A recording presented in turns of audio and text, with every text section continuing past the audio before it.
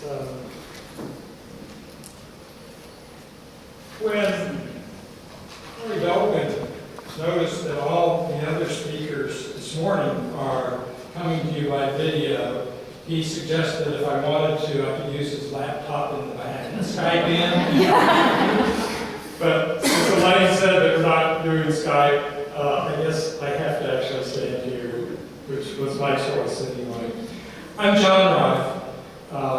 I'm entering my 35th year in this field and my 15th year as Director of Civic Engagement and Service Learning at UMass Amherst, one of the other UMasses here in the state.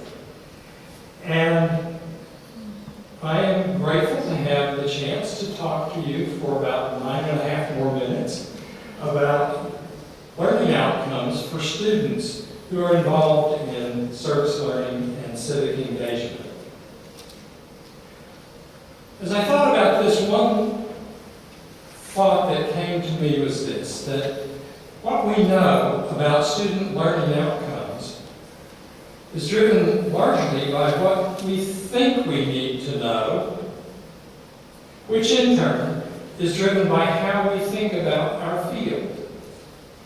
So I did a quick scan of some of the history of this field, and the very early days we were interested in engaging students in service, and so we wanted to know, did they care about service? Did they leave these experiences wanting to do more service?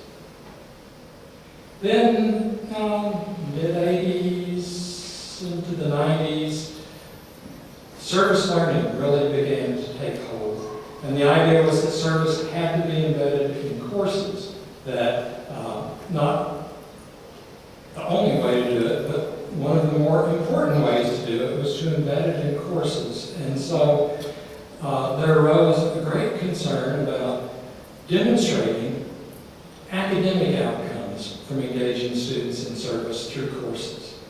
And this was part of what Carrie Ann was just talking about, the drive to claim that this activity is legitimate in an academy, which is about research and teaching, and not about service, really. So if we could show that service was a way to do teaching in our fields, in our disciplines, we could share the mantle of legitimacy with our colleagues who do more standard kinds of teaching.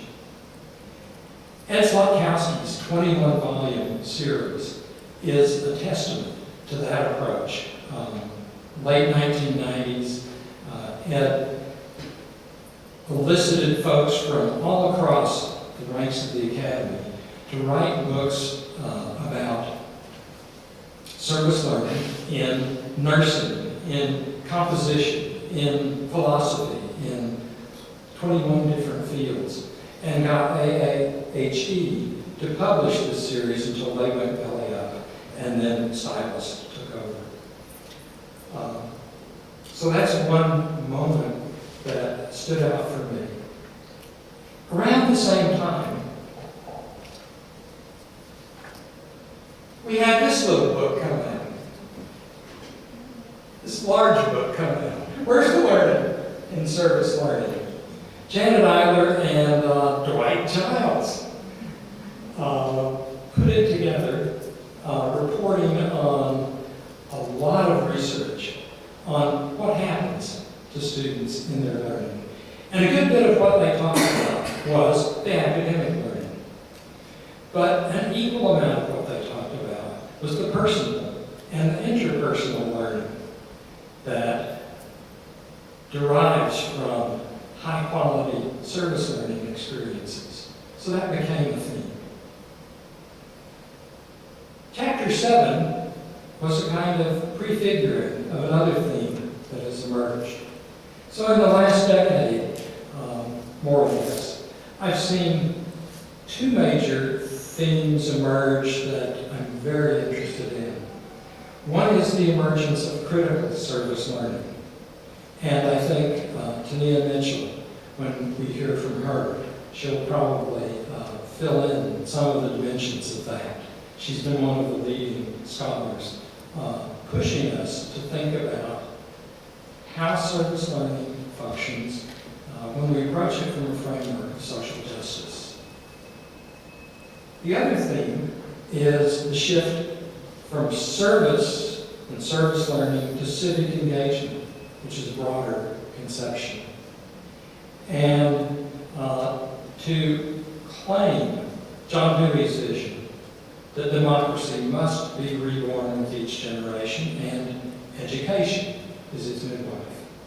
And so how do we do the work of transformation with students who are increasingly being taught to be apolitical, to not see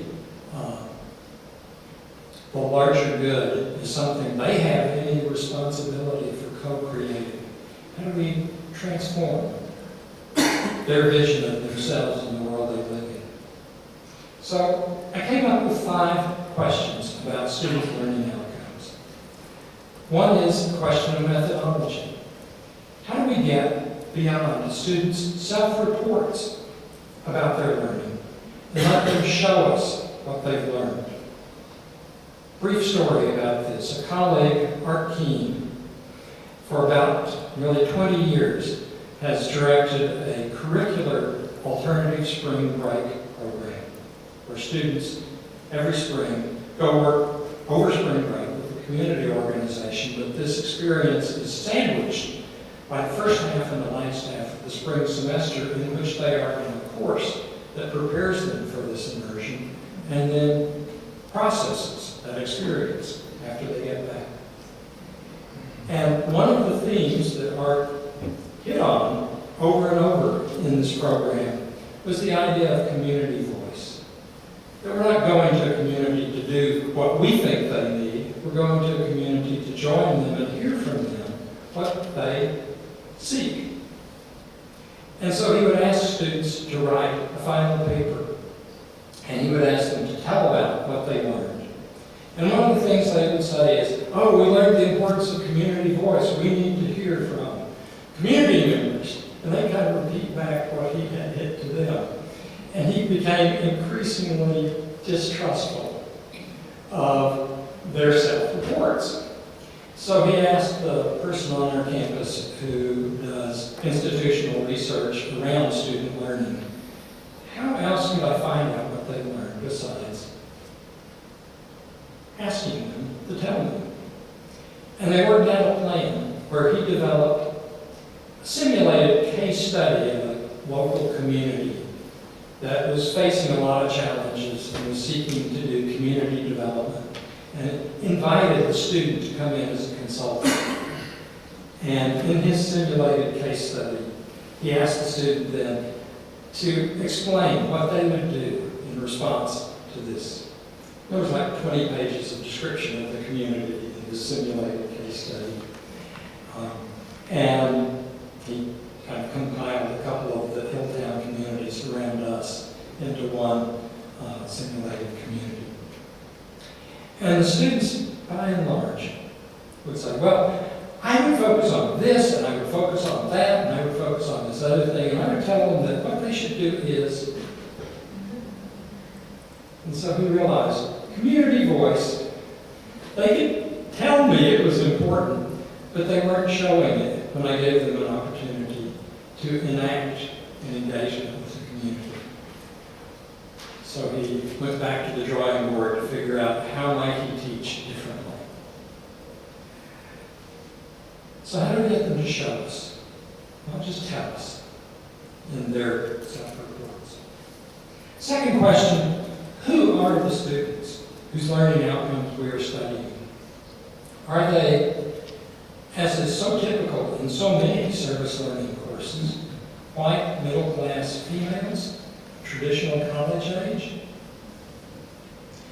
Or might they be guys? Might they be students of color? Might they be adult students in community colleges, perhaps? It matters hugely who we're looking at to define what their learning outcomes are. And so scholars recently have begun to carry that realization into their work, and it's something I encourage. My third question is, what sets the students up for learning?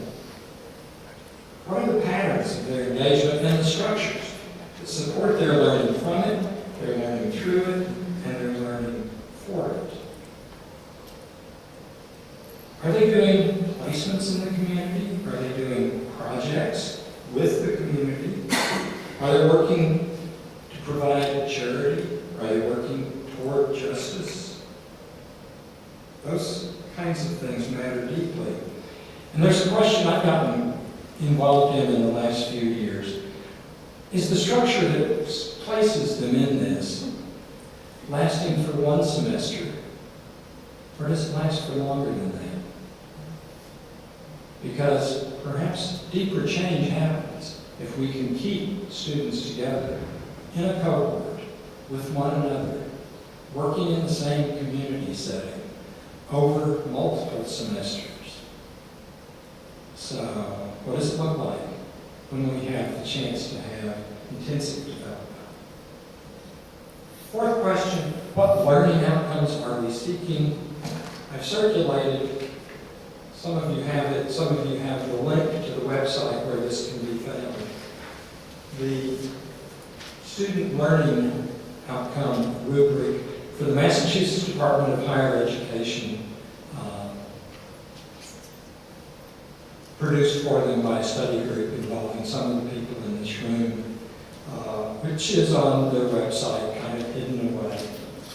And it echoes in substantial part the framework which was presented to us through the Crystal Moment, AACNU's landmark publication in 2012. Knowledge, skills, values, capacities for collective action that are related to the civic identity and civic engagement. What do we know about how all of those things develop in students? And what do we know, finally, about how whatever our learning outcomes are with our students, how those persist beyond the semester? How those persist beyond college? How those persist into later life and how they play out in the lives that students live beyond the academy. I think that's perhaps the most important question, because we come to this work because we want to assist in a process of transformation. And if our students are deeply changed in the living of their lives beyond studenthood, we might be successful. Thank you.